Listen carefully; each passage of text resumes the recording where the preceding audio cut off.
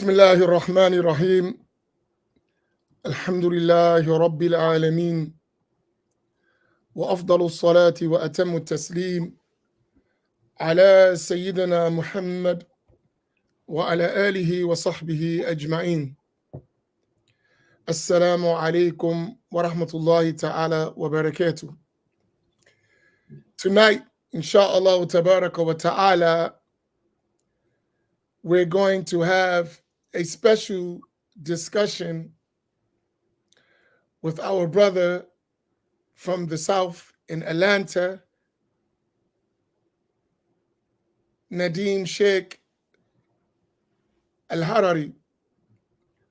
And we're going to have an interesting discussion tonight about Ahlus Sunnah wal Jama'ah in East Africa, Ethiopia, Somali, these countries where our people had received Islam from the time of Sayyiduna Muhammad sallallahu alaihi wasallam, that many of us may not be familiar with that history and the generational transfer of knowledge through that route. And as we always talk about all the time on this platform, that Ahlus Sunnah wal Jama'ah is just that. Ahlus Sunnah, the people of the prophetic way. And they are al-Jama'ah, meaning Jamhur al-Ummah. They are the majority of this nation. So that would mean both globally, all around the world, and historically, throughout the generations, we should be able to find that cohesive message, foundational belief and practice and spirituality represented anywhere in the world at any time. And it should be continuous with unbroken channels of transmission in each area, because al-isnadu min ad-din, that this chain of narration is a part of the religion. So it is our honor to sit with our brother Nadeem and have this discussion and let him educate us on his experience with Ahlus Sunnah wal Jama'ah,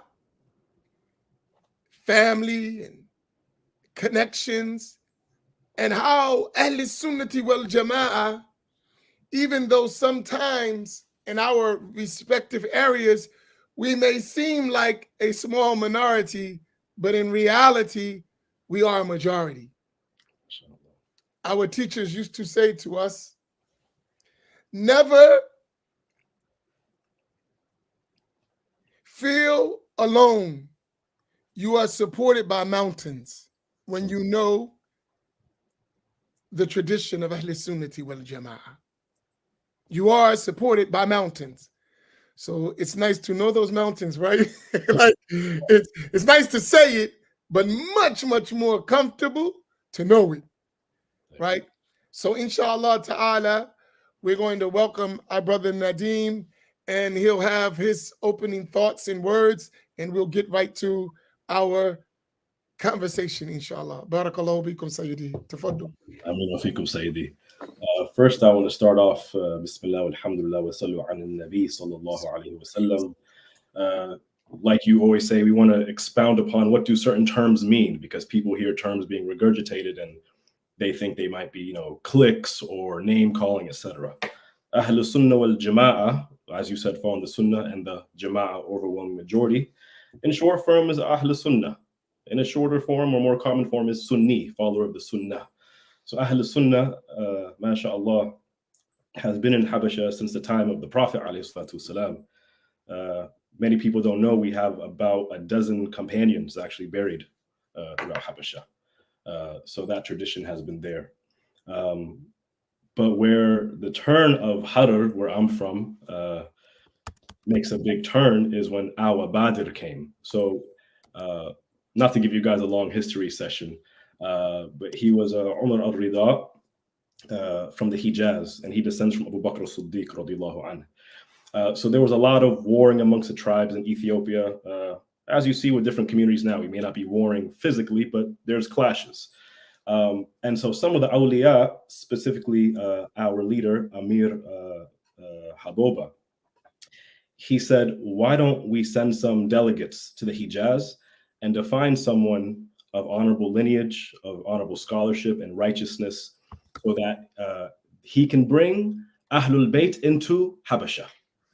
And we intermarry with them, so by the blessings of Ahlul Bayt, then Habasha will be restored to peace and knowledge, etc. So when they went to Al-Hijaz, they found Umar al-Rida. So they gave him the offer, and he decided to come. So he came with his tribesmen, his children, other sharifs, and awliya. And of course, when he tried to call people to unity under one banner of Ahlus Sunnah, as you can imagine, there's going to be tribal wars and such. And just to show the rahmah of our awliya, he didn't used to fight with a sword. He used to fight with a club, to show that, like a bat, to show that he's not here to spill blood. And so what he would do is he would encourage the different tribes, those who would finally agree, to intermarry. So now that ethnocentrism is no longer there, right? If everyone's bleeding in together genealogically, then that racism or tribalism disappears, mashallah. So he was famously known as Awa Badr, because he was told, if you get a power, if I give you this seat of power to rule Harar, you have to change your name to a Harari name. So Awa Badr, or Sheikh Badr was his name. He had to learn the Harari language, and he had to marry a Harari woman. And so from there, he actually brought the Shafi'i school to Habasha, which, as you guys know, is one of the 4 schools of jurisprudence. Before, Hararis were Hanafi. And a lot of people don't know this, but if you actually look at the manuscripts or the benedictions of salawat of Awa Badr, it's a lot of explicit Ash'ari creed. And so when people say, why can't we just follow Islam, Quran and Sunnah? Well, this honorable creed, this fiqh that he brought, is derived, its basis is from Ahlus Sunnah. And that tradition is so woven into our culture. Even if you're ignorant of the culture, you may not realize you memorize these texts. Common example, if I may, the starting text in Aqidah would be Aqidatul Awam, right? If you ask, for example, my father's generation, those in their 50s to 70s, they don't know, they'll say they don't know anything about Aqidah. They don't even know what Aqidatul Awam is, but if you say, Abda'u Bismillahi wa Rahmani, they start reciting the whole thing from top to bottom. MashaAllah. But unfortunately, because of the war that broke out in Ethiopia, my father's generation, they fled to Europe, Australia, America, before they can learn the sharh, the explanations of these beautiful texts. So they would take texts like Safinatun Najah, Aqidatul Awam, At-Tahawiyah, and maybe Aqidatul Nasafiyah, if that. So those texts started to permeate the curriculum of the community, so to speak. MashaAllah. Now, when you go back talking about the first arrival of that, what century was that? So he arrived in about 405 after Hijrah, so right after the Salaf Salihin. So it's been about 1,000 years or so.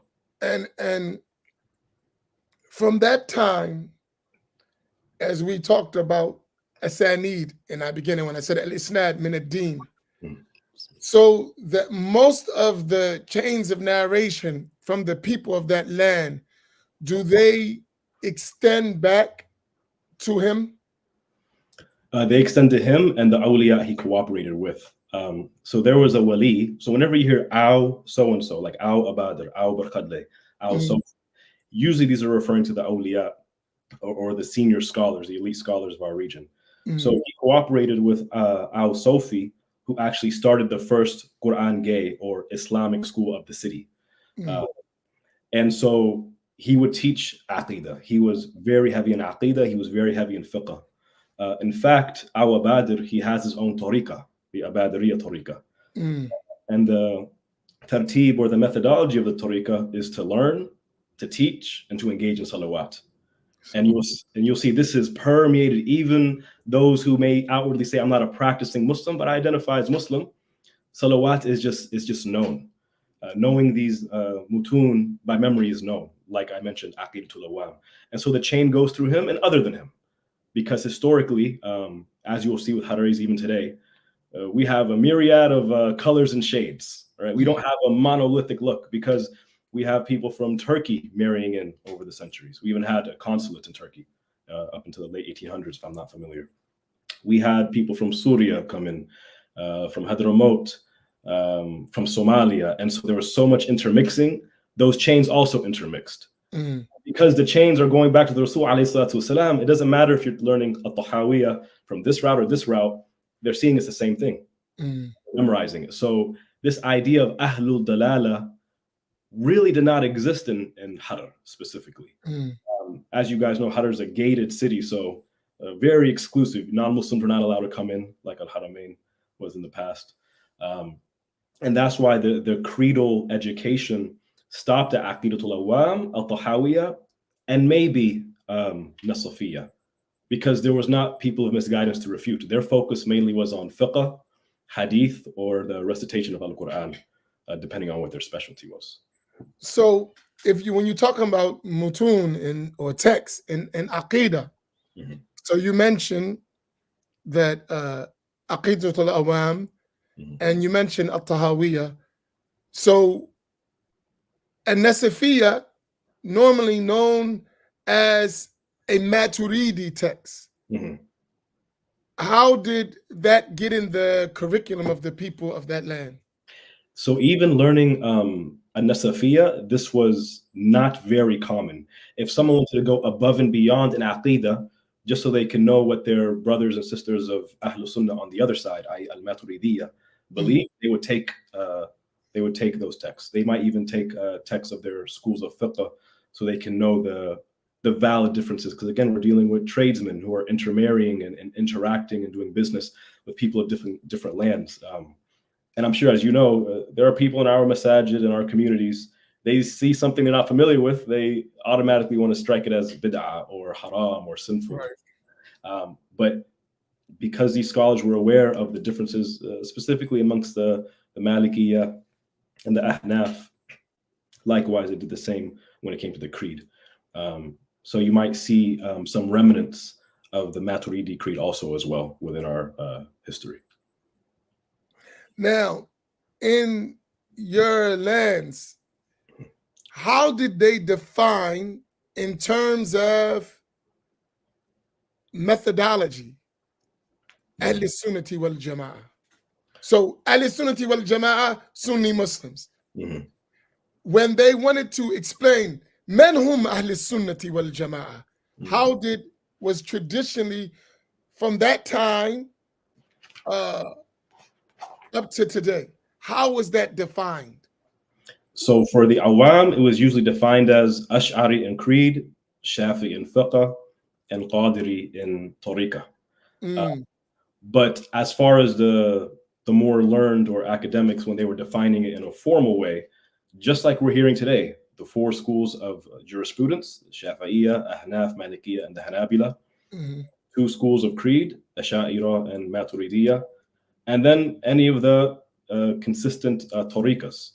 And of course, we had the famous ones like the Qadiri tariqah, the Rifa'iyah, and then we had the less famous ones, less famous today, like I mentioned, the Abadiriya tariqah. And they have different jama'as as well, where they still maintain that methodology. So you might have Awabadir Jama'ah back home, or Al Hashim, named after the Wali Al Hashim, about a quarter century, about 250 years ago. Al Barkhadle. So we have those tariqas. So when they spoke of Ahlus Sunnah, they understood what I just mentioned, following a tariqah. It's not a matter of is it optional or not. It's just known. Let me put it in this way. How do you live in Harar and not engage in salawat? When you have your nikah, you're hosting a mawlid. When you have a baby, you're hosting a mawlid. When you buy a house, you're hosting a mawlid.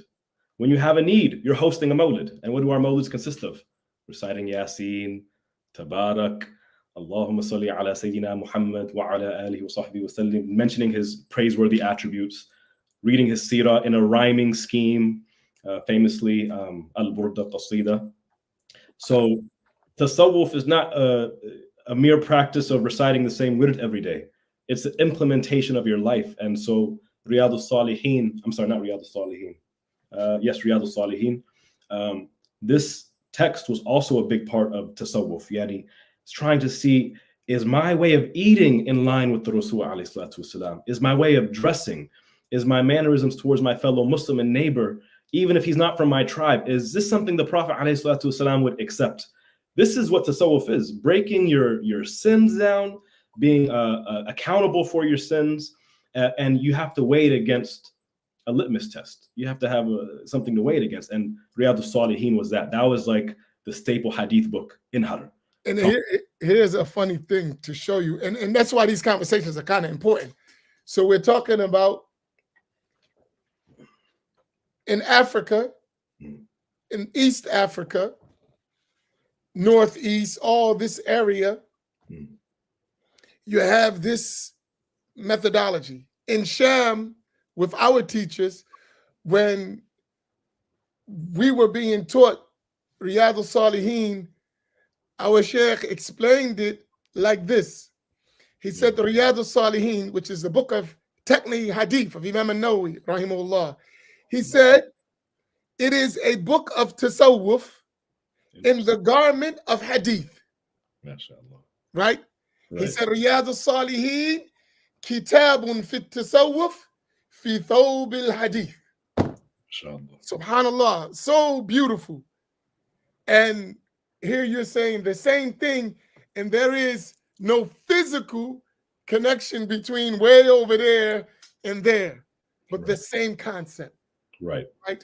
Like as we're learning that as a hadith book, but it's a living, amali tasawwuf, practical tasawwuf. And that's interesting. And one of the things we always talk about here is this global and historic outlook. And you can only see this when you talk from people who learned Ahlus Sunnah from different places, and you'll see this connection. Right.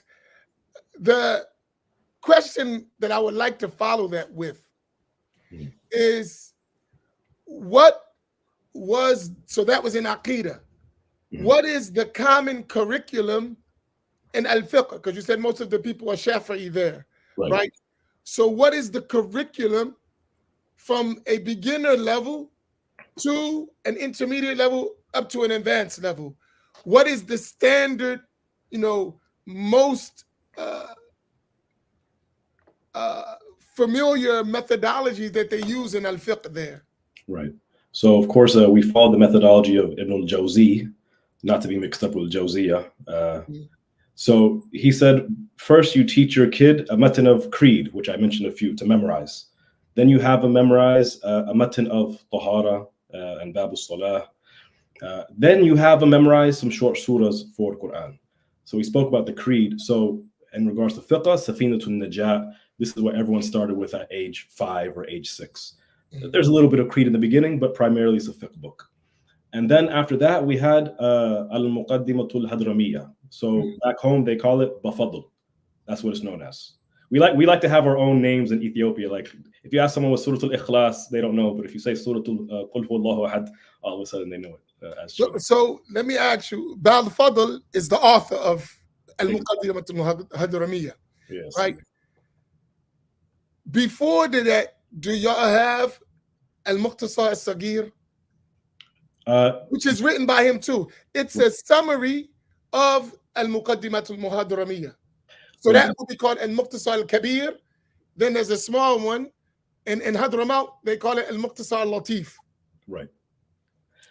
Was that prevalent there as well, or just Muqaddimatul Hadramiyya? So just for the awam, for the lay person to get his basic Islamic curriculum, they would go from Safinatul Najat, and from what I learned, straight to Bafadl's book. Even then, sometimes they would take a sharh, and of course within the sharh is like, for example, the matan bolded. And so your homework may be to memorize the mutun. So the kids or the children, I don't like to use the term kids, the children primarily would memorize the mutun, and they would hear the explanation as they went along. The other matan that they primarily focused on was the matan of Abu Shuja. Rarely would they get its explanation, like Fathul Qarib, for example. Sometimes they would, but again, this is just for the awam. Right. And then if they're on the path to be talib al-ilm, potentially to be a scholar, then they would start getting to Umdat al-Salik, Minhaj al-Talibin, and of course their explanations.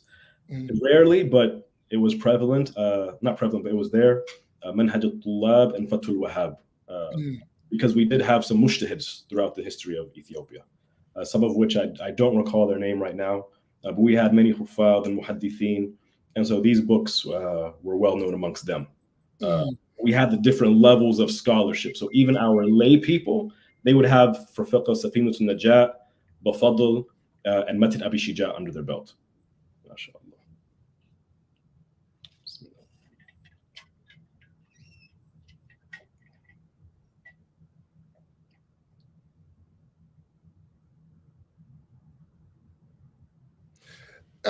And here's the so that tartib, that sequence of learning books, is commonly understood among even if they might not know it in a formal way, it's like a known system of learning. Was a known system because we had a big war where the Christian ruler, pretty much, if you were Muslim, you identified as Muslim, you came from a family of slaughtered. So those who had wealthy family, they would send them off to school to Europe or to other regions, Saudi Arabia, Egypt. So that's how a lot of actually my dad's generation came to North America, to Canada and the US. So that chain was cut. And that's where our history kind of has a bump in the road, because they left as preteens or teenagers. So if you were to ask them, can you tell me the tartib? It's like asking you, what did you learn in elementary school? What were the textbooks you learned? And so then you have my generation trying to pick back up where our grandfathers left off and where our fathers stopped midway. So you find that there was, after all that, a serious break in the connection. Exactly. Is there a serious effort to revive that now? There is, but I don't know how many Ethiopians you know, but our disposition, our nature is very soft. Right? Many of us, we descend from Abu Bakr as-Siddiq radiallahu anhu. So our disposition is soft. But when they have the knowledge, when they have a good team around them, they do work. But as you know, Ahlul Dalala works too. So maybe in the past 15 years, you've seen the doctrine of Al-Wahhabiyya slowly seep into Ethiopia. Whereas in my grandfather's generation, you might have had 3 or 4 families identifying with that doctrine. They were socially outcasted. They weren't married into. So again, that's why Ahlul Dalala didn't grow. But because you have people of my generation, their elders, they didn't have that chain. They're trying to fill in the gaps of knowledge, the gaps of history, and also trying to make a change. But I mean, even the current Mufti of Ethiopia, Haji Umar, Mufti Haji Umar, like he does very good work, mashallah. Our Sheikh Samir al-Qadi, he's worked in his organization as well, the Ethiopian Islamic Affairs Supreme Council. So you'll see the Sheikh Samir al-Qadi will have like dawras there. So he'll work with Mufti Haji Umar Idris. But he's getting old, mashallah. And they've tried to bribe him, people of misguidance. They've tried to harm him in his majalis. But who knows what's to come in the next coming generation. But we have a lot of scholars of Ahlus Sunnah putting in that work, and they have students graduating right behind them. Among those scholars, because you're talking about now 1,000 years, right, from the previous generations, because here's one of the things that in our research that we try to keep, and our teachers pushed us to this, to maintain the Senate, not only in names, but in reality of people and texts and methodologies all the way back. right? Okay. So in every land, you have these traditional books, but you also have the ulama of that land who authored books. Mm. And their books are usually famous in their lands, and those books were conveyed from student to student to student. How has that process, if you know, existed, and what are some of those famous books in creed, in fiqh, in tasawwuf that have reached all today from your previous generational scholars?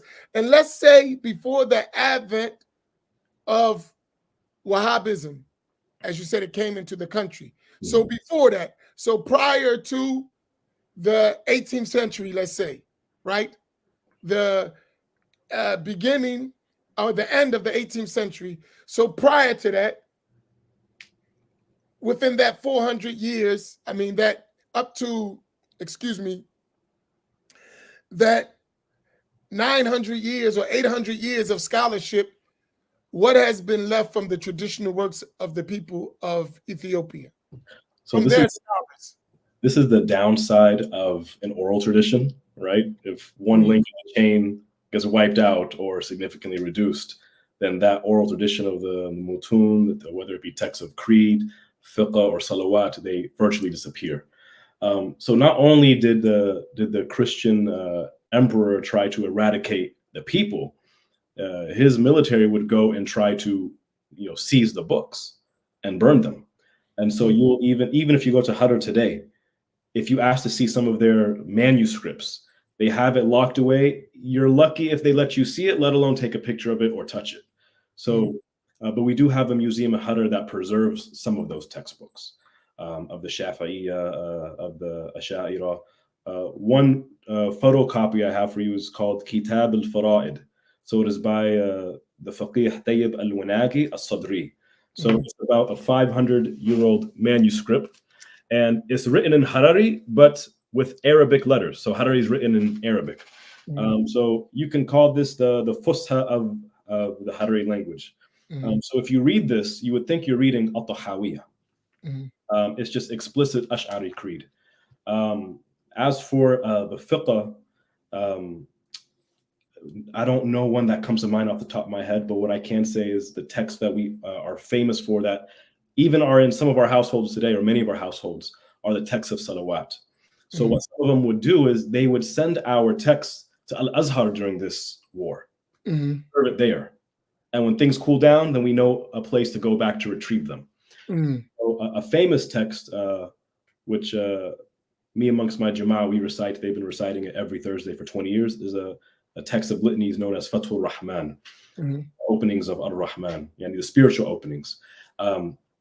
And so this text is so, it's such a staple text of Harar, for example. When you get married, the groom receives from his now father-in-law a copy of the Quran and a copy of Fathul Rahman. MashaAllah. Our methodology. And in fact, it was a methodology of Hararis once you reach your 20s. Now when people reach in their 20s, they're thinking about finishing college and trying to get their life together. By then, they already own a shop, a wife, 4 kids. They're ready to go. But at this stage, one would write their own texts of salawat, their own collection of what they would recite on a daily, on a weekly basis during the annual Mawlid, etc. But Fathul Rahman, thanks to the efforts of this one organization, I think they're called Threads of Memory, they reprinted this and confirmed the manuscript by actually going to Harar and talking with elders of this salawat text written by Al Hashim. So we have a few texts like that, but Fathul Rahman will probably be the most famous one, as far even more than the creed books that we have authored. And so those, so that book that you mentioned, the manuscript there, is that solely in Aqidah, or it is like a muqtasar of Aqidah, some fiqh, or just Aqidah only? From what I was told, this is exclusively Aqidah. So I just have a few of the photocopies here. And it's just breaking it down. And if you actually hold it side by side to like the sayings of Imam Abu Hanifa in a Fiqh al-Akbar, or Imam Ahmad in Hanbal, etc., you would think it's just being copy and pasted. And here's one of the things because I had this same thing. Like in Hadramaut, they have the same issue of many of the works, those popular books like Safinat al-Najah, Al-Muqaddimat al-Hadramiyya, and many of those they were so well known that they spread around the world. But I'm talking about the actual Hadrami books that weren't widespread. A lot of them are in manuscript, right? But because it is kept within a family, Asada al-Ba'alawi, it is still preserved in families. Exactly. Right? So like those manuscripts actually exist. And like a fact, I have most of my books from Hadramaut are manuscripts. MashaAllah. Right? Because that's how they were not printed. Now, some of the brothers and the editors, they are slowly bringing out this one, but most of it, like at every generation, a rich legacy of works. And one of the things that we talk about all the time here is we should learn from history. As you're telling us in history, a whole tradition can be lost if it's not preserved. Exactly. Right? And when that tradition is lost, let me follow that with another question. What was the impact, or is the impact now of that Wahhabi implementation of their doctrine in Ethiopia, as opposed to what you described up to their coming? What has been the impact based on that? You know what the impact is? Tough questions, but Yeah, my heart is beating right now, subhanAllah, because I know some of these people very well. Their grandfathers are confirmed awliya of Harar, Somalia, throughout Habasha. And the verbiage being said nowadays, let me rewind a little bit. The Prophet ﷺ, he said, every nation has its test, and the test of this nation is wealth. And that is what, aside from the war, has destroyed our transmission, or our chain of transmission. Because the first step, the Hararis would move to Addis, which is a primarily Christian-run capital in the 50s, the 60s, the 70s. And so they start interacting with non-Muslims, so there was a slight dilution there of that strong Islamic pride. Then they sent their children to the Western countries for a stable life after the war, even if when the war ended, they would do that. Then they're in a place like America, where it's a big fruit salad of different ideologies.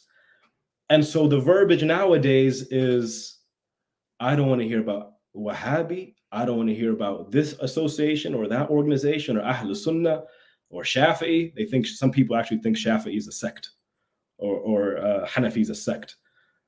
They say, I'm just Muslim. And these people, some of their parents or grandparents were awliya. So that question, it hurts, because we should not speak about the religion if we don't know. You are safe when you say, I don't know.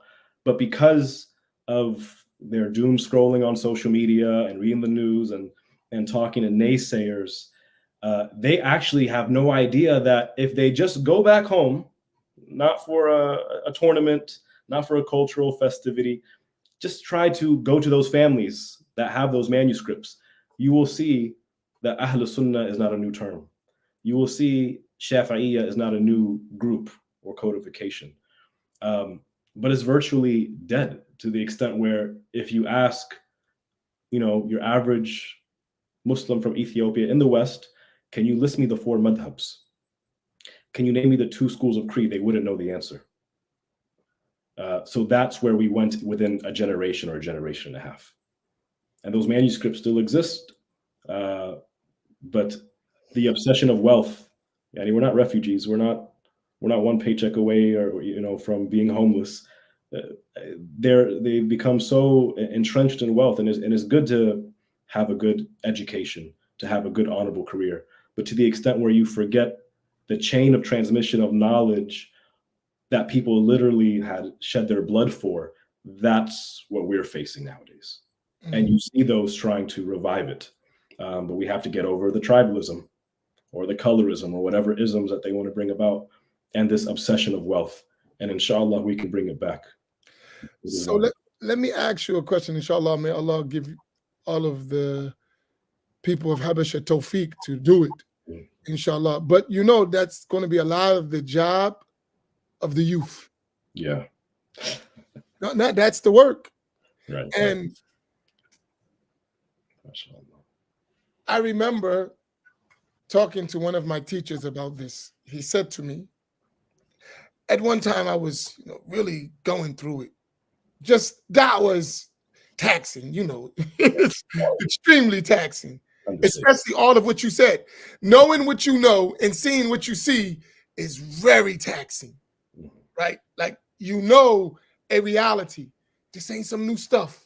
This ain't a new matter. This is well known, but it's not well known after all the plots and conspiracies and things that happen to destroy knowledge. Right. So I was talking to my teacher one time and I said, I just want to go be with you. I was like stressed. I was like, I just want to go be with you and call it, let somebody else do that. And he said something to me, and I was younger then, he said, I never forget this. Every time I get tired, these words ring in my mind. He said, stop complaining. You don't know who you are.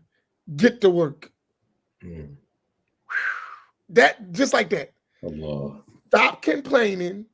You don't know who you are, and get to work. And that sound just goes. And what I understood from that is, y'all young, do the job. The result will come from Allah Tabaraka wa Ta'ala. But the work is your job. Our great Imam al-Haddad, radiyallahu ta'ala anhu, described that in his diwan in 2 words. Jahid to shahid. Struggle and you will witness. 2 words, that's it. So we share, as you're talking, as African Americans, we share that same loss, right? And it's important that we connect the missing links and cooperate with one another to revive, so we can say, if the world lasts that long, that generations 500 years later will say, our grandfathers preserved this deen for us.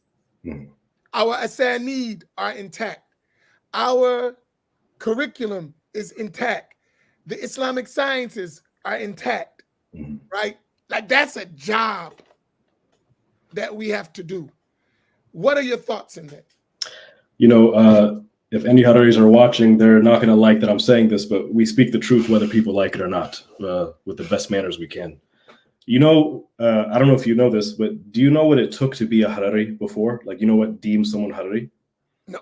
So just like Abu Badr, he comes from the Hijaz. He has no African blood whatsoever.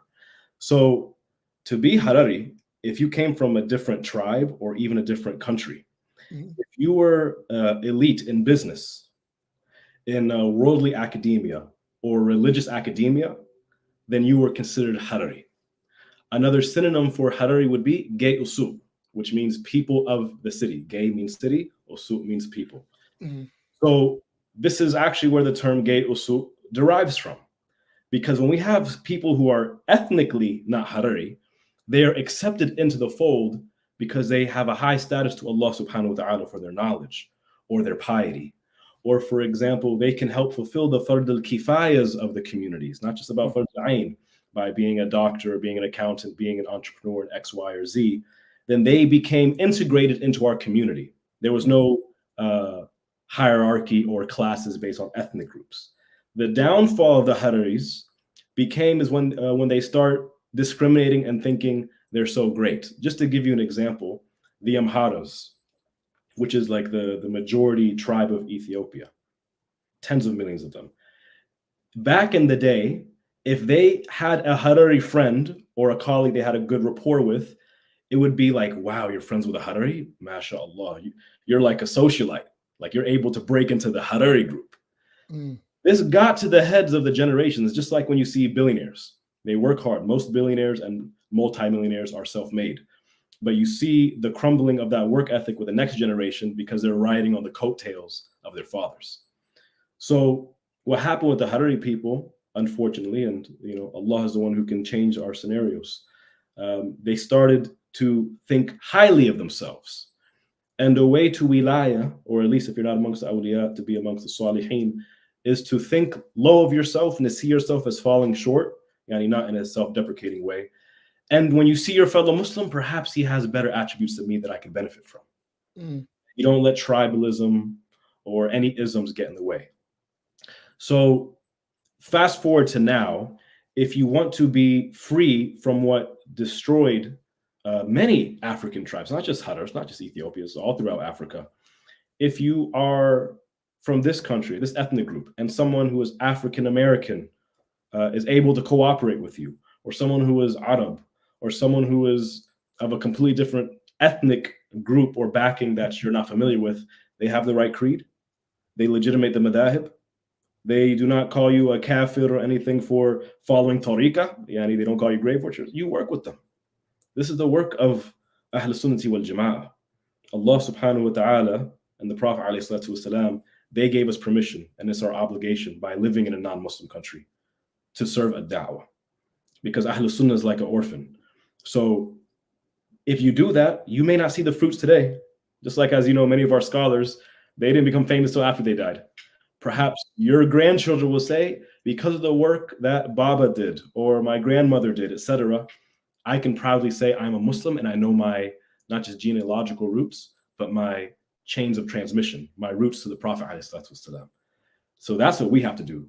Get your money, get your bread, but don't let it be like this hustle culture that these youngsters like. I'm a youngster too, but it's as if like you've never seen a dollar. La hawla wa la quwwata illa billah. Get your halal money and work. You don't have an option. SubhanAllah. Like by virtue of Allah subhanahu wa ta'ala giving you an aql and giving you two legs where you can move around and you have $1,000 cell phone and you can communicate, you have to do da'wah. It's not an option. If you don't want to teach, marhaba. You set up the tables for the dauras.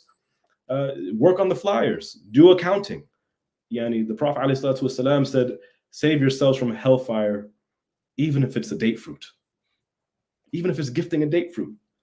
How about supporting Ahlus Sunnah wal Jama'ah? SubhanAllah. Here, I want to ask you something. Now I'm going to move a little bit over close Sure. Ethiopia to Somali, because we have a lot of, in this country, Somali communities. A lot, yeah. And I travel to some of them often. And one of the biggest concerns of them, and I'm talking about the elders, which they bring us for, help us get our youth. We're losing our youth. And when we go visit them, the same description you gave of the knowledge, that's what those youth, they don't know the details of them, but it's a part of them. What was the connection between Ethiopia and Somalia in this regard? I mean, the Europeans are always redrawing the lines of where this place and that place is. Harar is actually used to be a part of Somalia until the 1880s, if I'm not mistaken. So this is why even Sheikh Abdullah al-Hawri, rahmatullah alayh, he had a Somali passport. If you look at his intro and a lot of his texts, you'll say Sheikh Abdullah al-Harari al-Shaybi as-Sumal. And likewise, me and many Hararis, we have that connection. And so our Badir, the wali I spoke about who came from Al-Hijaz, He came with his 10 sons. So he would send them and other awliya and fuqaha to throughout the Horn of Africa, and Somalia was no different. And so because he encouraged that intermarrying, because if you're half Somali, half Harari, how are you going to be, pro-Harari and anti-Somali, for example? Or if you're half African-American and half, Oromo, you're going to be more sympathetic to the struggles of the African-Americans and the Oromos. You won't be tribalistic. And so when he intermarried, and they intermarried over the generations, they came about a tribe known as the Sheikhal clan, or the Sheikhal tribe. Hence why my name Nadim Sheikh is from that Sheikhal tribe of Somalia. So that history was there. They were historically Qadiri, Asha'ira, Shafi'iyya, but they too suffered a war similar to Ethiopia. Differences, from what I'm seeing, they haven't recovered economically and government-wise as well. And so a lot of them, they'll come here because they don't have an identity. They don't have that chain. They just identify with the rambunctiousness of whatever they may see in their high schools or their neighborhoods. And those are very easy people for Ahlul Dalala to sweep up. And so you'll see, like you said, here in Atlanta, we have one masjid, straight up Sufi. Qadiri, they host in Mawlid, very humble masjid. Then you have people on the other side, down the road, Ahlul Dalala. What I'm seeing is the elders. These are Somalians, right? Somali community, right? Somalis, yes. Yes. They are very high energy, very intellectual people, historically, mashallah, masters of Quran recitation. But as you know, there's always going to be generational clashes. The elders are trying to connect with these youngsters who they raised in America, but expecting them to have Somali values or Ethiopian values, or if you're from Bilad Hashem, back home values. And so just like the Ethiopians, there is also that clash in the Somali community. It just may seem more apparent because there's significantly more Somalis. I mean, they run Minnesota. They're all throughout Ohio and Atlanta and Seattle. And so Al-Wahhabiyya, they've also swooped them up. They swoop them up. They get these free scholarships to go to Medina University. They come back, they get these platforms, and they're having a field day, which, like you said, it's not optional. We have to do the work of a da'wah because the whole do y'all dialogue within y'all communities with this spread of that doctrine? Because for all of y'all communities, the traditional, once you go beyond, and this is very important, and we mention this all the time, the da'wah of Muhammad ibn Abdul Wahhab is no older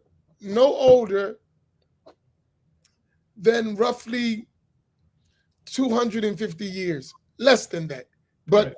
Let's say roughly. He died in around 1206, something like that, right? Mm-hmm. So you're talking about 1445, 200 and something years, right? Right. In all of those lands, and that's why I said knowing our and preserving our asanid, our chains, our culture and practice is extremely important, because if you go back before that movement, generation to generation, you would know what your people were upon, what it looked like. And it won't be just vague. Like someone asked me, they said, what made you have such an attachment to the Ba'alawi way in Hadramaut? And I told them, it is one of the purest connections of, number one, the family of the Prophet sallallahu alaihi wasallam, that is preserved, that is well known on the face of the earth.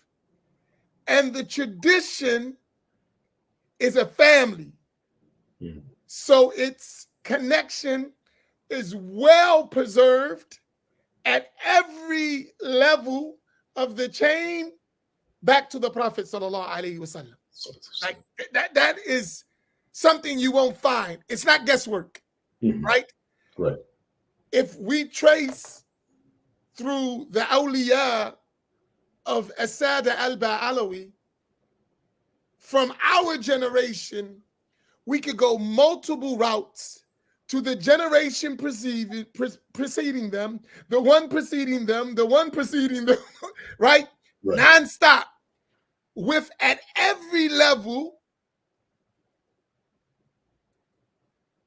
awliya, fuqaha, arifin, mutakallimun, lughawiyun, like on and at every single level. Right. Masters. Most of them, because of the tasawwuf, are not known. Right? Meaning they wasn't about all that stuff. They didn't care about the dunya. Right, right. So most of them, like giants, who were not known, but was putting in a lot of work. Right? I remember one of the teachers who we had the blessing to meet a few years before he died, right? He was the leading sheikh of Ribat Tarim, which is one of the oldest institutions in southern Hadramaut, in Tarim, Yemen. And meeting him was such a lifetime experience, to the point he had the title Sultan al-Ulama, like this Ibn Abdus Salam, right? But if you sat with him, you don't see none of that. Like, this is one of the foremost scholars in Hadramaut, training generations of scholars, and the generations before me were scholars who sacrificed in the time of communism and everything, right? But when you learn from their route, you like, everybody was like that. You know how you say like the Harari was soft people. Everybody like that. Not one, not two, not three, not four, not five, not six, at every level. The fact, all of the books you mentioned were from them. like in Somalia, in Ethiopia, were from them. Like, that's preservation. Right. Like, from multiple routes. And I remember one of my teachers, a lot of them, because before the Wahhabi movement, they were the scholars of Hijaz. If you went to Hijaz prior to and even during the beginning of the Wahhabi expansion, the scholars of Hijaz were from Asada al-Ba'alawi. The Imams, the teachers in the Haram of Mecca and Medina were them, right? And one of them, he lived in Jeddah, and the family in Mecca. And I'm talking to one of them, and we were talking about the Wahhabiyah, because they live in Saudi Arabia. So he said, and I was explaining to him our situation in America. And he said, but guess what? We survive despite that, and we still spread. Despite being under such harsh regime, we spread and we survived, and we never lost our lineage. MashaAllah. For me, that's a model that we need to do. Right? For me, and they connected us with the way to do it. And they gave us 3 objectives to do that. They call it al-maqasid al-thalatha. 3 objectives: al-ilm, al-amal, and ad-da'wah. That's how we have to move. We have to learn al-ulum al-shar'iyyah. We have to implement it. Because إنما العلم للعمل, knowledge is to practice, being practiced and just kalam, أيوة. right? صح. And then we have to spread it and preserve it, right? And that methodology worked all around the Islamic world. And whenever we left it, Crumb. result. MashaAllah. So, what advice would you give us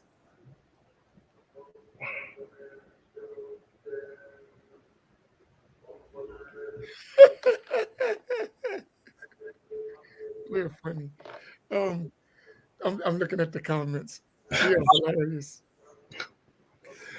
Can I ask? I say this, and I'll just brief.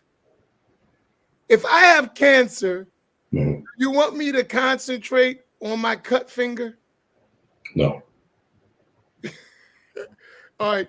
That's why when we talk about Wahhabiyya, because that's our cancer. Mhm. The other stuff is like we can solve it with a band-aid. Cancer can't be solved with a band-aid, صح. right? And our teachers used to say it in another way. They said, if you had gangrene in your hand or in your foot, would any of you say, I have gangrene in my hand, it's my hand, I can't cut it off, or it's my foot, I can't cut it off? Would anyone act like that? Because they know the nature of gangrene. If I don't cut my hand, it's going to spread through my body till I am destroyed. He said that al-Wahhabiyya, they are like gangrene fi jasad al-ummah, in the body of this nation. MashaAllah. Either we cut it or we let it spread to what you just described happens, to what happened to our community happens and continues to happen for generation after generation. Somebody has to go work on this cancer. Right. Someone has to amputate to save the rest of the body. That is an analogy we were given why we have to deal with it. And that's very similar to the hadith of the Prophet ﷺ, where, you know, some people, they feel like, well, I don't have Wahhabis in my family. I don't have Mujassima or people misguidance in my family. Can we talk about something else? Can we just all get along? And that's very selfish. And that shows that, again, they probably did not take Riyadh al-Salihin. Because the Prophet ﷺ, he said, the ummah is like one body. When one part is sick, the rest should be aching. And if you have a headache, do you say, well, my legs don't hurt, so let me go take a jog? It doesn't work like that. And here's the other thing. And this is the sad thing. Those who have a problem with it, most likely, and we say most likely because we can't speak of every single individual. It's very important. So we're not going to be inclusive, but most people, either they were themselves, or let's give possibilities. They are Wahhabi by another name. So to hear the word, it's like, it's hitting me because that's me. You're talking about me. As I used to give Jumu'ah khutbah, and one of the elders, he died, rahimahullah, he used to say, everybody think the Imam is stepping on their toes. He's not even talking about you. The problem is your feet is so big, and no matter where he walk, he gonna step on your toes. That's the old man's wisdom. He said, your feet is so big, no matter where he walks, he gonna step on your toes. But that's one possibility. The second, we have friends, family members that are still in that. And that's an emotional empathy that we keep going through. Right? And the other, which is probably the majority, have a default Wahhabi setting because no one spoke up. It's a default setting. when I embrace Islam and I want Islam, the thing that's in front of me in our environments is a Wahhabi doctrine. I have no other way out because of what you described in many lands where the Sunni tradition is not being preserved and maintained. Well, you missed one as well. What's the other one? These are the possibilities I had. Popularity. Because the Wahhabis, they have changed their da'wah. As you know, in the 90s, early 2000s, very aggressive, straightforward, not a clean look. Their da'wah now is very PC liberal. So their da'wah, you may not even realize you're going to one of their centers, is to preach, get along with everybody. We accept everybody. Love, love, love. And you see this with a lot of the Islamic personalities because it puts the money in their pocket. As you know, they're called scholars for $1. So popularity, if you want to be popular in community, if you want to not be targeted or canceled, you have to be accepting and willing to tolerate all sorts of factions. And that's what I'm seeing permeate my generation. They may not even be to a Wahhabi center. They might go to a Sufi center. But they're saying, can we just focus on the love, the seerah? The seerah is going to be vanished if you don't preserve the knowledge. You're more concerned about appeasing everybody instead of doing what's right. SubhanAllah. But here, this is the trick that's played on us. They were successful at cloak and dagger movement. You ever heard that before? Cloak and dagger? There's one thing happening, showing you, but something else is, I'm stabbing you. I get faking. Right? Right. Here, go to their teachers. Study the books. That's why I said we got to do research.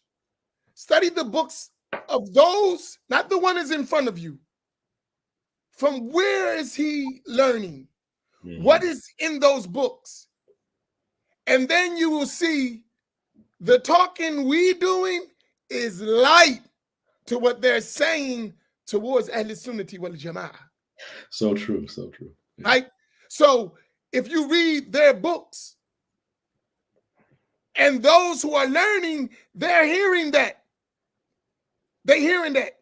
When they come back with that battery pack in their back. All of the Muslims are grave worshippers. They worship the saints. They're making shirk. They're calling on others than on Allah. That's the message.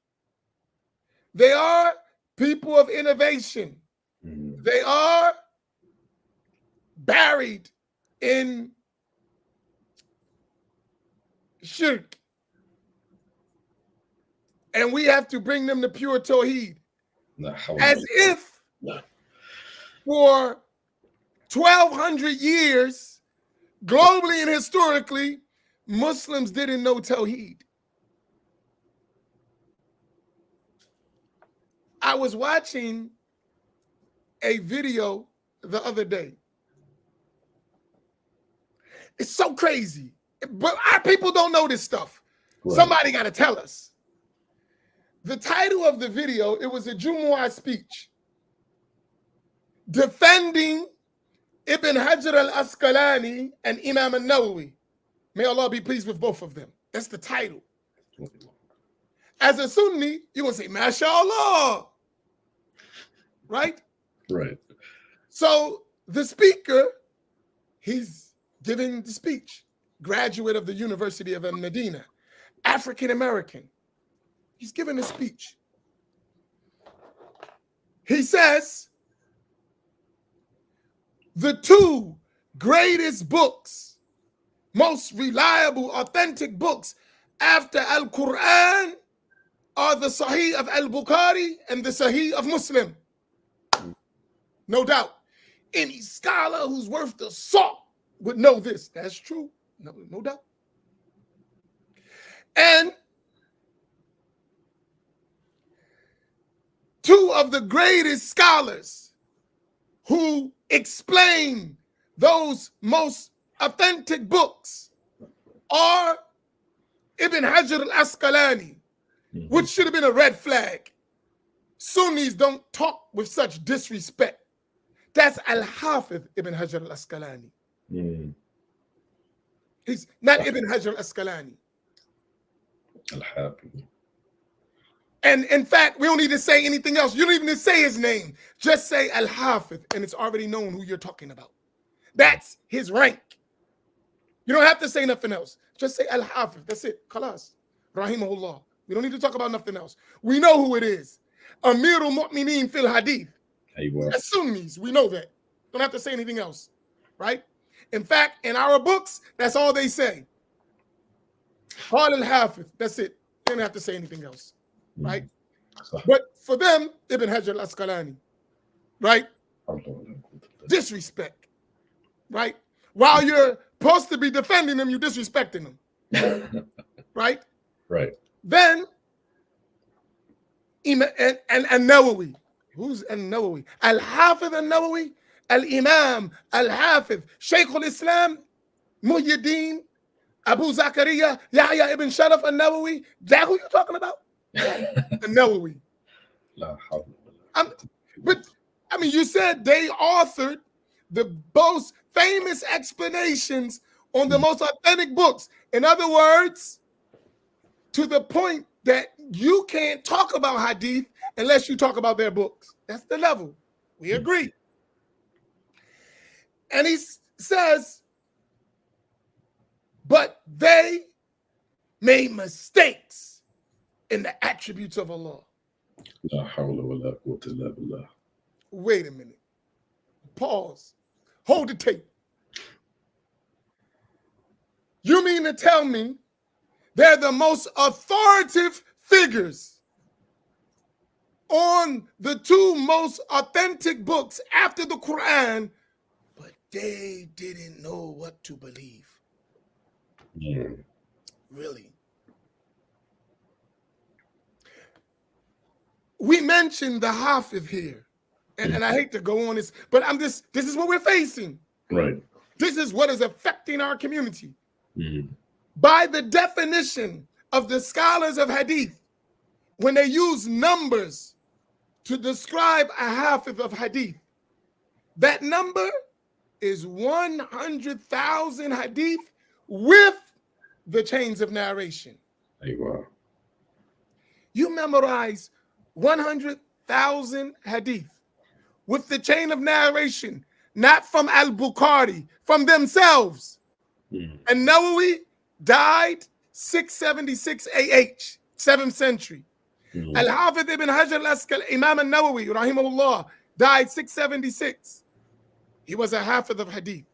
So all of his asanid is from the 7th century back to the books of hadith, and from there back to the Prophet sallallahu alaihi wasallam. Al-Hafiz ibn Hajar al-Asqalani, rahimahullah, died in the year 852, 9th century.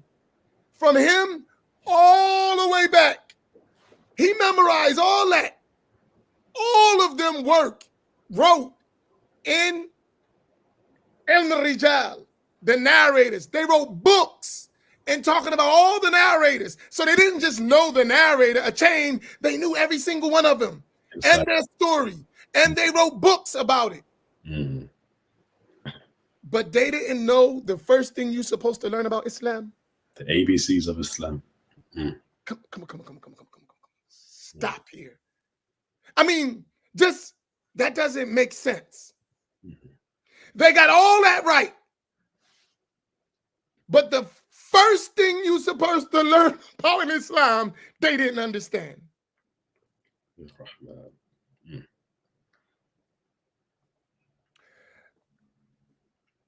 But here's what I'm saying that, right? Then wait a minute. Then went on the minbar. They were Ash'ari, which you mentioned and what I mentioned in all of these lands. They were Ash'aris. And the Ash'ari creed is wacko, whacked. Wow. That's not just an attack on those great imams. Everyone above them and everyone that came after them, Mm. who were like them in narrating. Every way the religion reached us was through men like them. There you go. And they all didn't understand. They were all wacko until a man came who didn't reach their level. And now we have pure Tawheed. Mm. That's what you're selling us? And we supposed to buy that? I mean, let's deal with it. Like when we think about it, and we should just remain silent about that. When you just described the result of being silent about that, because you described it. You described it in your country and in Somalia, and we're supposed to just remain silent? Should we? And I'm not saying we should be harsh, but we at least can be honest, right? Integrity is the first step, mashallah. Right? I mean, and they tricked us to believing that all of our great scholars how we received the religion were all misguided deviants. That's a little bit too much. So really, are we really being harsh? Are we really speaking about it? I don't think we're speaking about it enough. If you really think of the result of remaining silent. So if we remain silent, we'll never have chains of narration because they're going to wipe them out. Right. You just described it. They're going to wipe it. It's gone. Right? And they're going to replace those great scholars with a whole new group of far less in knowledge, practice, spirituality, anything you name, and they're going to give us them as our role models. What are we looking at here for future generations if we let that happen? And no one can do that except us. There you are. That's our job. That is, for us, wajibul waqt. That's the obligation of the time. We don't have a choice, or we die. And I mean, literally, because if we fall into disbelief, we shot. Back to the pagan era. Yeah. So what's your thoughts about all that? I know I went long, but when I read the comments, sometimes we don't realize what we be saying. First and foremost, you have to be humble. You have to be honest with yourself, almost take an audit of yourself. What did I formally learn? Not on the first 2 pages of Google, not from Mufti, Chat GPT. What did I formally take the time and effort to learn with a chain of transmission? And after that, you ask yourself, what I'm saying, is it in line with the methodology of not just the mashayikh of today, but again, Ahlus Sunnah wal Jama'ah? We can't forget the rest of the Jama'ah here. Is what I'm saying in line with them? Because the companions, what did they learn for the first 13 years? Tawheed. Well, you just qul huwallahu ahad and that's it. They learned the belief in Allah subhanahu wa ta'ala. They were firm in it. And then over time, by the wisdom of Allah subhanahu wa ta'ala, the different laws of jurisprudence came about. But because their foundation, their belief in Allah was so firm, when they're told stop the alcohol, ala rasi. When they're told pray 5 times a day, they're praying. No eating for 12 hours a day, no drinking, because their belief in Allah subhanahu wa ta'ala, i.e. who they're doing this for, is firm.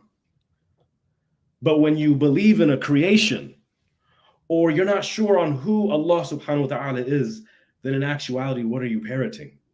When you say, let's follow the 5 pillars of Islam, what's the first pillar? La ilaha illallah.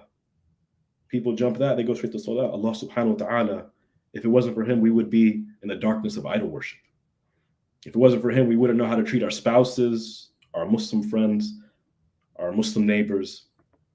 The solution is just to be quiet and to be humble and learn and then speak based on the knowledge. If you didn't learn, you don't have a seat at the table. And if you learned, you have to speak Based on what? What you said.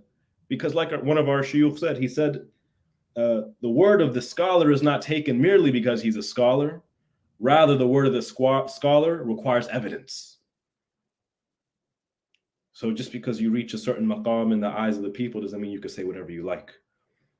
For had this religion been by our opinion, we would be wiping the bottom of our khuf, because that's the side that gets dirty. So when Imam Ali, rahmatullah alayhi wa karamallahu wajha, he's telling us that, don't be opinionated. And you were raised in a country like America for 20, 30, 40 years, you're taught everyone's opinion matters. Speak your mind. Democracy. You can't act like it didn't affect you and didn't permeate into your Islamic practice. If we don't have this belief in Allah subhanahu wa ta'ala, if we don't talk about Allah, that he does not resemble anything, he doesn't need anything, whatever you imagine in your mind, Allah is different from that, what do we talk about? If you don't want to know about Allah, then how can you say you love Allah? And if you love for your fellow believer goodness, how about if there's someone out there who thinks God dwells in the sky? Or someone who doubts, is Islam legitimate or not? Because we have a lot of people poking at us as Muslims. People cry about what's happening in Palestine. Learn your history. Where did that start? Who conveniently, when the Islamic caliphate of 1300 years, when it got dissolved, who conveniently came in as a family and took over and started destroying our nation? Allah. You have to have the adab to stay quiet. And if you see something strange from the people of knowledge, ask. Don't just run your mouth saying, why do we talk about aqeedah? Can we talk about history? Can we talk about 1,001 ways to boost your iman? La hawla wa la quwwata illa billah. All these are ploys to make money. They're fooling you. And I'm going to give you one example, Imam, if I may. Go for it. The tough questions is coming. I'm letting you know. So I told you already they were going to come. No, that's fine. I'm going to put it in your lap and let you have it. These Islamic speakers, the Islamiyyun on YouTube, or who I call the scholars for $1. Islamiyyun. Don't they always talk about connecting with your salah? You know, connecting with your 5 daily prayers. Salah is so important. Yet how many of their institutes teach you the tartib of how to pray salah? Because the reality is when they don't teach it, or let me put it this way, if they try to teach you Babu Salah, they will have to answer to the reality that they are not teaching from the 4 schools of fiqh. And if they say, well, we follow the Salaf Salihin, which a lot of them say that's their verbiage, that's their banner. Well, people are going to start asking questions. Academia breeds intellects. The intellectuals have to come about. Well, who are the Salaf? I want to follow the Salaf Salihin. Who should I follow? They start saying Ibn Taymiyyah, Bin Baz, Uthaymin, Albani, kaza, kaza. It's like the same broken tape that's just repeating the same 6 names. These 6 figures saved the Muslim nation from shirk ala za'mihim. But no, Salaf Salihin, they're from the first 300 years. Ibn Taymiyyah was in the time of the Vikings. Muhammad ibn Abdul Wahhab was from the time of George Washington. Bin Baz and Uthaymin, Albani were just the last few decades.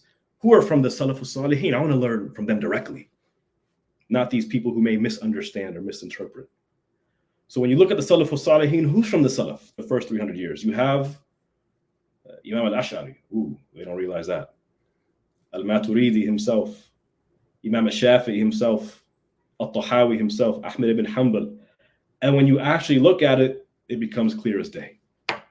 The people who are preaching Tawheed, Tanzih, the fiqh of the 4 schools, Tasawwuf, they're actually citing people who are from the Salaf Salihin. It destroys the Wahhabi doctrine.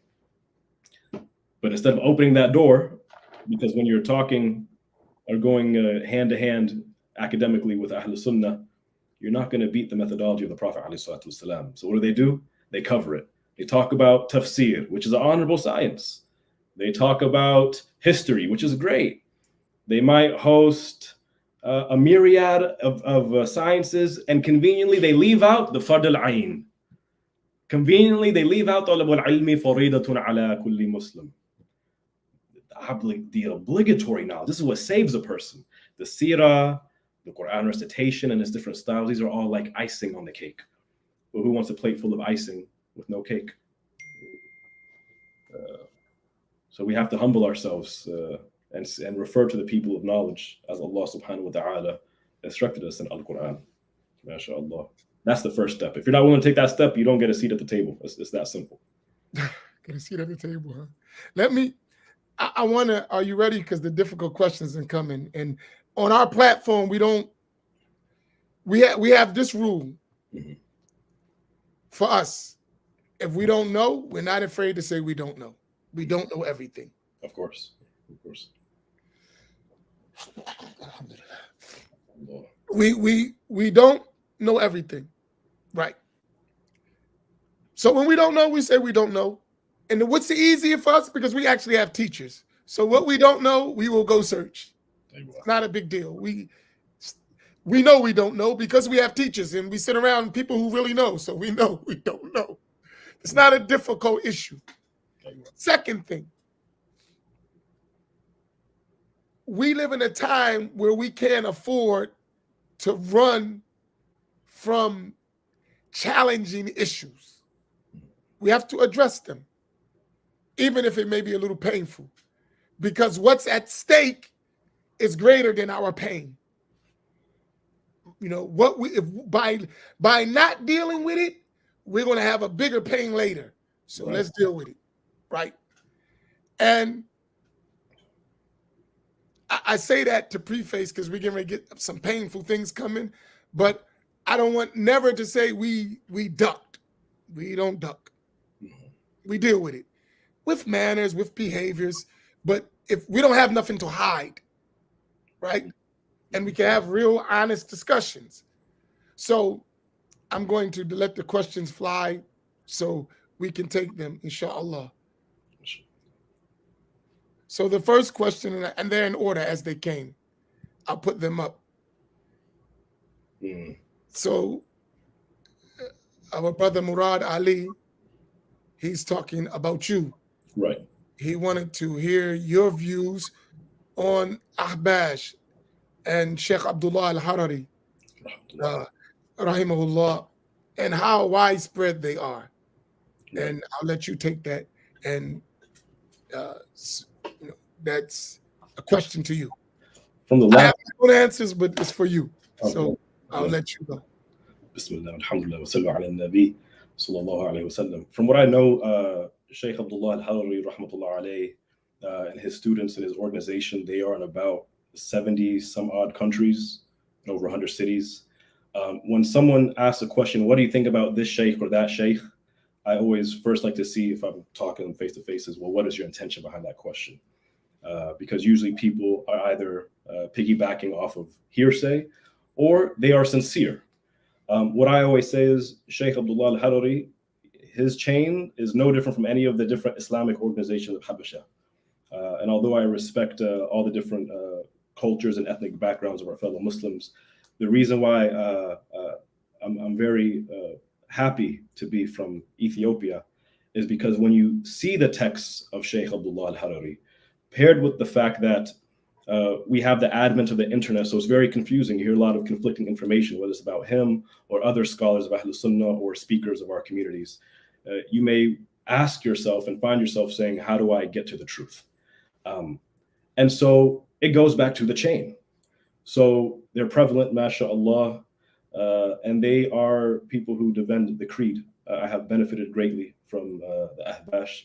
And if someone says, well, can you refer me to an Ahlus Sunnah group other than the Ahbash, whatever reason they may have? Again, if you go to those who have the same chain, you will find the doctrine is not different. Because as soon as a doctrine deviates from the chain, well, then we know not to take that information. And also, when there is a valid difference of opinion, which is very prominent in fiqh, but you're not going to get that in your mutun, you're going to get that in the medium to advanced books. When you hear something strange from the people of knowledge, you ask about it. You ask for the resources. And most importantly, you ask Allah subhanahu wa ta'ala to guide you to what is correct. So they are very strong in creed, alhamdulillah. They're very strong in Shafi'i fiqh. And when I interact with people of Ahlus Sunnah from different countries, even in Ethiopia, I see the chains are very much similar. I can't even recall off the top of my head seeing any core doctrines being different, whether they're by ijma' or whether they have a difference of opinion. Next question. That's not a question. Why do they refer to us Ash'aris as Jahmiyyah? Ash'aris, as I see something on this. Oh, that's for me. I'll let you the guess, and if I need to chip in, I'll jump in. If you want to take it, and I'll come in with you, inshallah. I've always been referred as a Jahmi by Al-Wahhabiyya or their colleagues. I don't know why. I don't know the answer to that. Okay. But if you know it, all right, inshallah. The term Jahmi refers to a man who lived in the earlier days of the Islamic history. His name was Jahm ibn Safwan. And right. He and his followers were known to deny the attributes of Allah, subhanahu wa ta'ala, his sifat. What the Wahhabiyya have done, and that's why we must mention them. Mm-hmm. They said that the Ash'ari, the Ash'aris, deny the attributes of Allah like the Jahmiyyah. Mm-hmm. So their predecessor in this issue was Ahmad ibn Taymiyyah, mm-hmm. who said that making a ta'wil, figurative interpretation, or a tafweed, leaving the meaning, the reality of those attributes and the knowledge of them to Allah, he called that a ta'til, negating Allah's attributes. Yeah. So those Wahhabis, they went further in that than he did, and they applied the term Jahmiyyah to the Ash'aris. Let me clarify that, as we are Ash'ari. The Ash'aris do not deny Allah's attributes. The Ash'aris affirm Allah's attributes while negating any resemblance of those attributes to anything in the creation. So if you want to understand what is meant by that, one of the great Imams of the Salaf, who Ibn Taymiyyah himself praised in his compendium of religious judgments, which is like 25, 26 volumes. He has a whole book on that, a volume on at-tasawwuf, Sufism. Mm-hmm. And he praised one of the great men of the Salaf who died in the year 298, named Imam Junaid al-Baghdadi, who is one of the men of the Risala of Al-Imam Abu al-Qasim al-Kushairi, rahimahullah, one of the most famous books of Tasawwuf as a foundational text about what Sufism is. In that book, among the first sections of that book is the Aqidah, the I'tiqad of the people of Tasawwuf. That's the first early section in that book. It's all about the creed. He mentions what Imam al-Junaid said. And he said, At-Tawheedu ifradul qadimi min al-muhdath. That at-Tawheed, the oneness of Allah, is to distinguish the one who has no beginning, meaning Allahu Tabaraka wa Ta'ala, from the one who is a created event, which is the creation. That's where it's mentioned. Imam Junaid said that's Tawheed. The Ash'ari, while affirming the attributes as Allah revealed in the Quran and the Sunnah, they negate any resemblance of the creation. Mm-hmm. So for that, they call that negation denial. So they deny attributes. No, they deny false meanings and interpretations that resemble Allah Tabaraka wa Ta'ala to his creation from the attributes of Allah. So that false ascription of being Jahmi was a way to undermine at-tanzih, which is divine transcendence. So for instance, to make it more clear, where they said, the verse of Quran, for instance, Ar-Rahmanu ala al-arsh istawa, in Surah 20, verse 5. They took this verb istawa and gave it the meaning of settling or rising above or sitting, which the Ash'ari said these meanings are not befitting to ascribe to Allah Tabaraka wa Ta'ala. Either we recite the verse and we leave it with the knowledge of another verse, Laysa kamithlihi shay, no thing resembles Allah. Or we give a befitting meaning of that word that is suitable in the Arabic language that matches what is revealed in the Islamic texts of the Quran and Sunnah. And that first approach is the primary approach when we're not dealing with people of innovation. This is what Allah said. We affirm it while knowing that he doesn't resemble his creation. And we stop.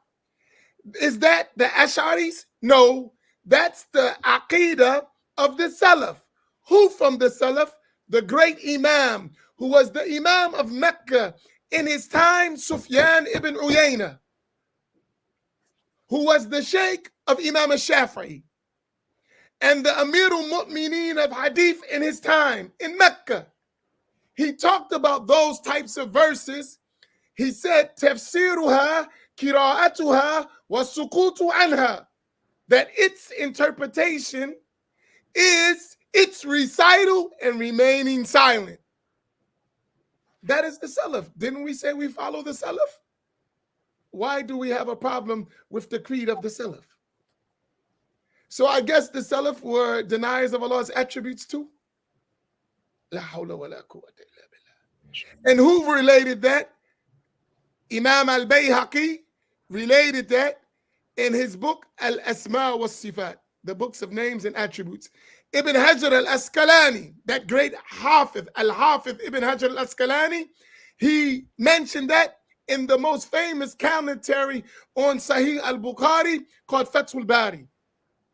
He mentioned that same narration, and the scholars took the hadith of the Prophet sallallahu alaihi wasallam, La hijra ba'd al-fath, and applied it to his book. I mean, after he wrote his book, there's nothing else to talk about. So these are our scholars.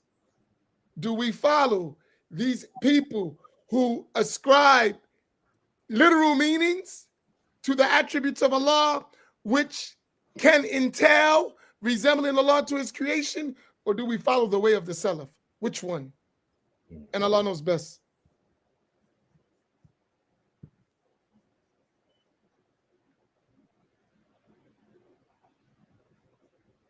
Oh, we hit all the issues.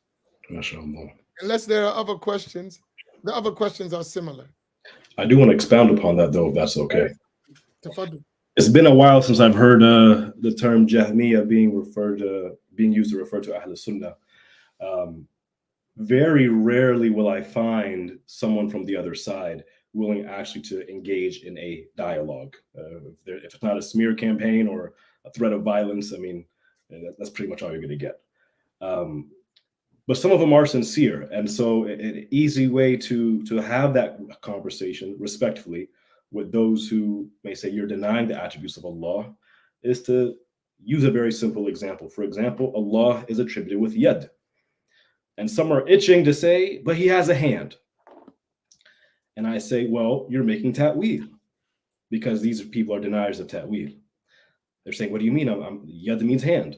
Well, we also refer to the dictionaries of the Salaf al-Salihin, right? You want to say you want to wave the flag of the Salaf, you have to go all the way.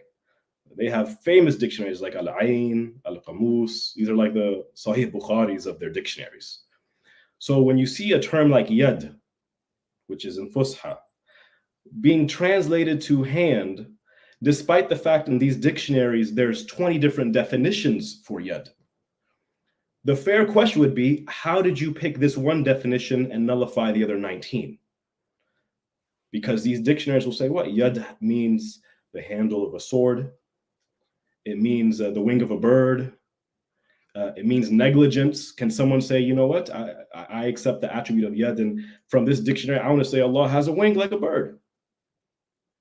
And also can mean power or protection. When the yad of Allah is over the jama'ah, the protection of Allah is over the jama'ah. So you have to find a meaning that is befitting when you're translating it. By virtue of translating it, you are actually engaging in ta'weed. But if you want to play it safe and leave it as is, you don't want to do that hard work like our great scholars of Aqidah did, you can leave it as yad. But the moment you translate it to any language, you're by virtue engaging in ta'weed. So you have to see which word is a valid or an acceptable attribute of Allah subhanahu wa ta'ala. That's not denial of Allah subhanahu wa ta'ala.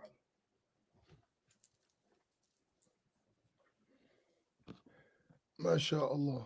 Okay, so we're reaching the end. And some questions, and I'm going to say this, so because I know our crowd, right? For me, since I'm responsible for this stuff, I want us to learn step by step. I don't agree with microwave Islam, right? I don't at all. So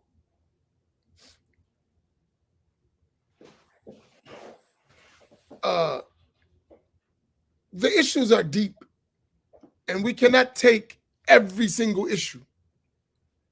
So we start with the most important issues.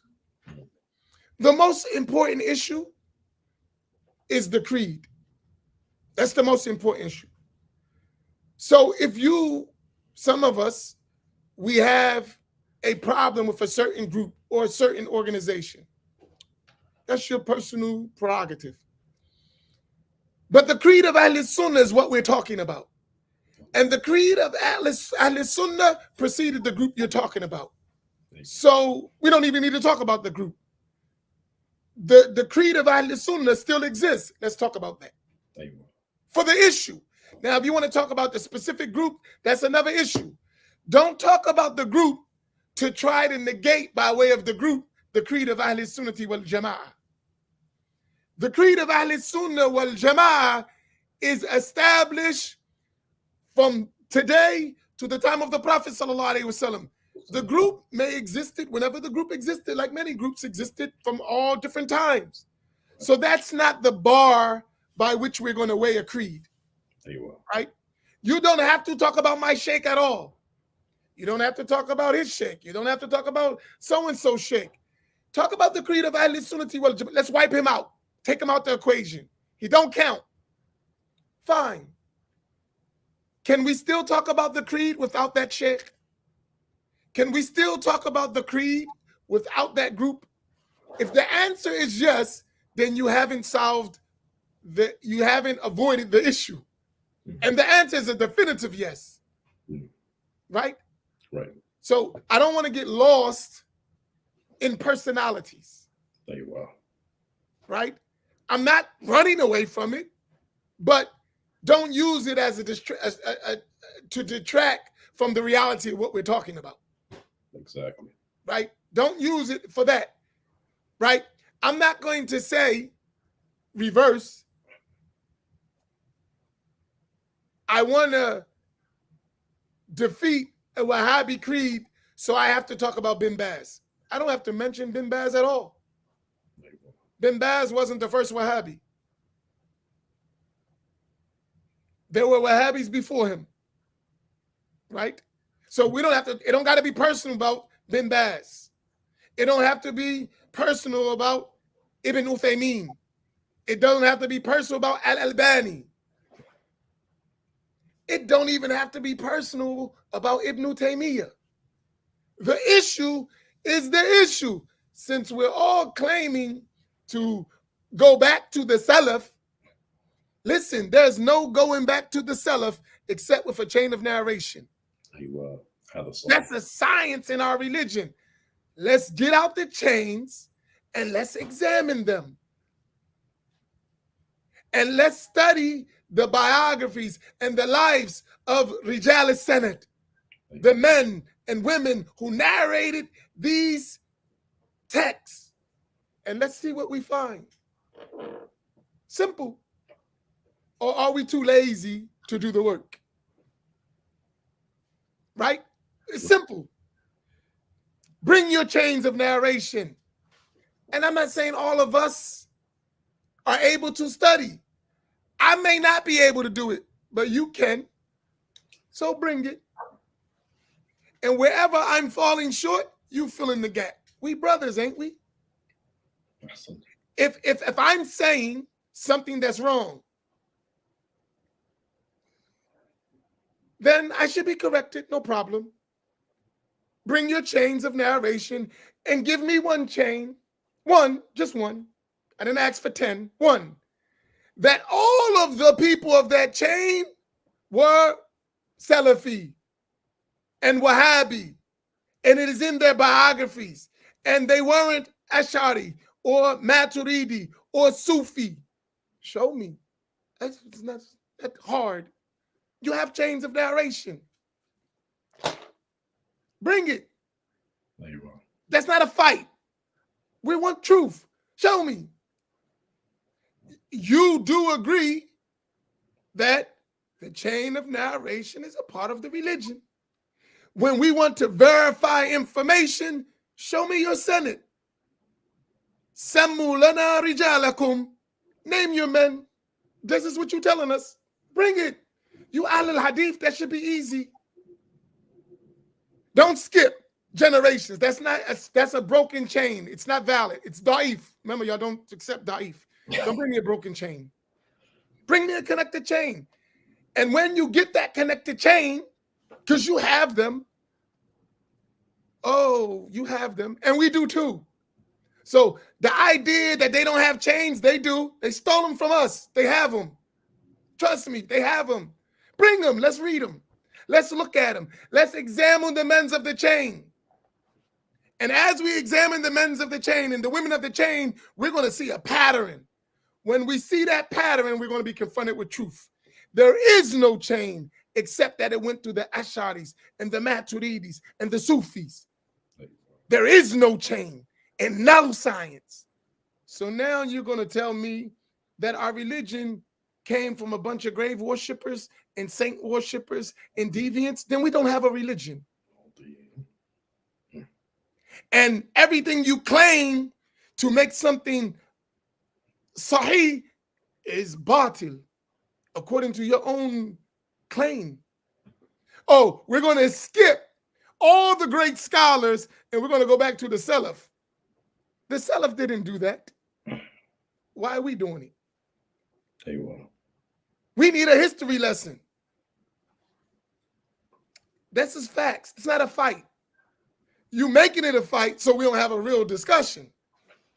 That's the work because of it. These are easy things. And then you can have legitimate, it ain't about ego. Listen, we already know we don't know. Since you do, show us. There you are. We don't know, we agree. But we not lacking total in intelligence. We do have some critical thinking skills. We do read. We can see and examine, right? Right. It's not hard. I mean, it's hard when somebody's blocking you from information and they won't show you. Yeah, it's very difficult. But we don't need you to bring the books. You just bring yourself. We got the books. Right? And here, that is our religion. It ain't about me. It ain't about you. Man, we have generations to protect. Did you hear what our brother described in his country? We can't let that happen to us. And they can't let it happen to them. We got to fix this problem. Or someone's going to be 50 years and now talking the same talk because we didn't do our job. And guess what? Look at the result. It's not pretty. It's not pretty. If I could add to that, Yes, go. Iblis, as my closing comment, Iblis, la'natullah alayh, he doesn't want a group like Ahlus Sunnah to thrive. And if you look in the seerah, yani not just scrolling through miscellaneous YouTube videos while you're multitasking in your house, actually study it. You will see that the Prophet ﷺ, why did they want to kill him? Why did they slander him? Why did they come up with all these schemes? Not because he wanted to feed orphans, not because he told people to pray. It's because he was teaching the people the creed. He was clarifying and rectifying the creed of Allah subhanahu wa ta'ala, as did his forefather Ibrahim alayhi salam, wa Musa, wa Isa, and etc. So if you want to be a pawn of Iblis, well, then he'll help you with that. But if you want to work with Ahlus Sunnah to preserve the creed, I don't care what group you're from. I don't like some of my family members, and they don't like me. But guess what? Don't we cooperate for the sake of family? Ahlus Sunnah is my family. That's more important than any bloodline. So if someone's Ahlus Sunnah, I don't care if you're rude. I'm going to teach you manners. And if I'm slow, you're going to teach me how to be smart. Khalas, we're going to benefit from each other. We're one family at the end of the day, whether you like it or not. We always have that awkward uncle at the Eid dinner, but hey, we don't cut them out of the Eid invitations, right? So to engage again in this cancel culture, let's cut this group, that group. Guess what? My sheikh, the people in the organization, they make mistakes. By virtue of our aqidah being what? Prophets are immune from sin, right? So if you're not a prophet, you're going to make mistakes, you're going to make sins. And likewise, the mashayikh, the talib al-ilm of any Islamic organization are going to make mistakes. Khalas, so if someone makes a mistake, they get cut out. By virtue, you have to cut yourself out too. We have to wait for Isa to come back and to fix everything. This is the work of Iblis. So may Allah protect us from that. And here, I wanted to show you something. Just history. It's like history is very important. You know, before the University of Medina, when it was established, do you know that most of the prominent teachers they brought from outside the kingdom?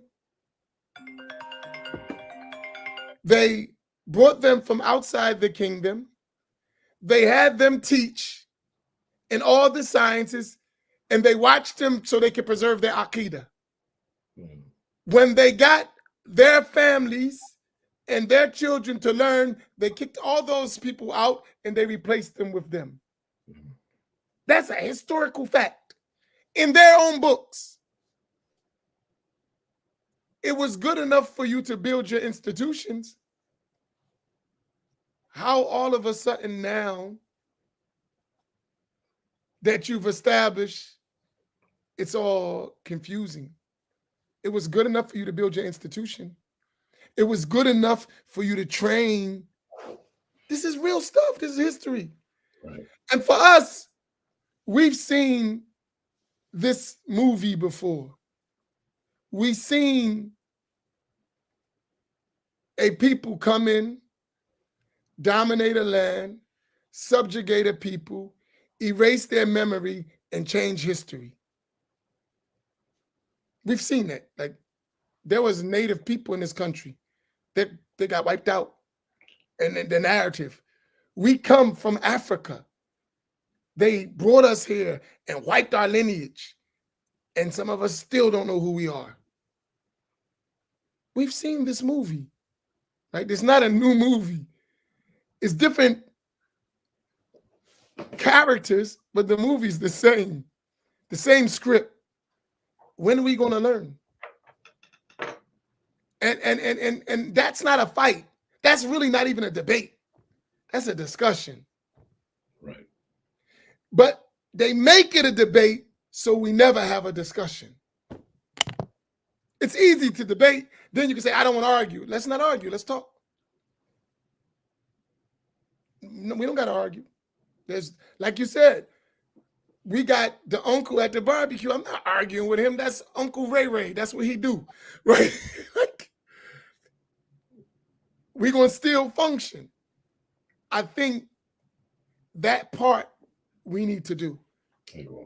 And if we don't have the discussion, it will never be had, because the one who already dominated the media, the area is going to make the narrative if everybody else remains silent, right? If somebody didn't say there's no such thing as Santa Claus, I mean, we live in the projects. We don't have a chimney. We don't have a chimney. You live in the projects.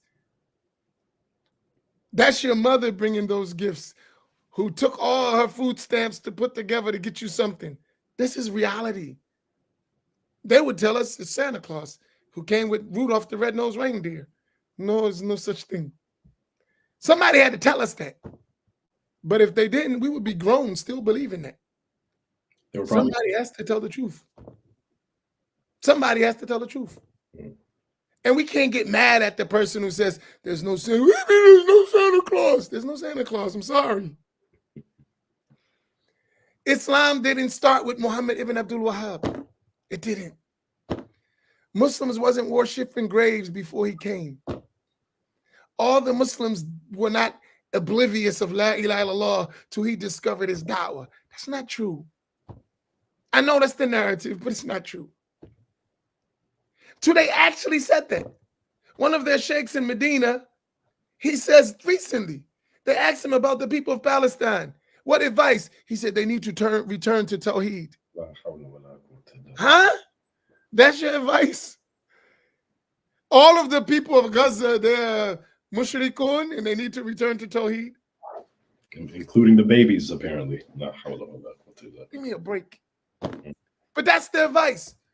They need to return to Tawheed and see what Allah did for us, because we are the people of Tawheed. He protects us. And Allah would support this religion even by a fajr. No, kafir, which is you mean, not just fajr, kafir. That's who protecting you. Just be real. But the Muslims are getting slaughtered because they mushrikun. They don't have Tawheed. Come on, man. Stop.